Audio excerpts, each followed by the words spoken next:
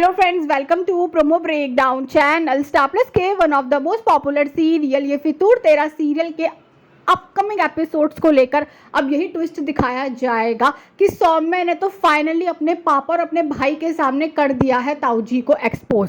जो सौम्या है उसने तो अब ये बता दिया है कि जो ताऊजी है अब वो गलत तरीके से सौम्या को बचपन में छूते थे। सौम्या अब ये भी बोल रही है कि सौम्या का बचपन भी ताऊजी ने छीना है। और अब कहीं ना कहीं सौम्य ने तो ये भी बोला है कि जो ताऊजी है वो राक्षस है। और अब कहीं ना कहीं जो ताऊजी है अब वो अपनी गलती नहीं मान रहे हैं, बल्कि वो तो उल्टा सौम्या पर ही चिल्ला रहे हैं और ये साफ बोल रहे हैं कि उन्होंने ऐसा कुछ नहीं किया है। ताऊजी तो बल्कि सौम्या के ऊपर अब हाथ भी उठाने लग जाते हैं, उसे थप्पड़ मारने जा रहे होंगे, पर सौम्या के पापा तो ताऊजी का हाथ पकड़ लेते हैं। और जो सौम्या के पापा हैं वो अपनी बेटी का साथ देने वाले हैं। सौम्या के पापा तो यही कह रहे हैं कि मेरी बेटी कभी झूठ नहीं बोलती है।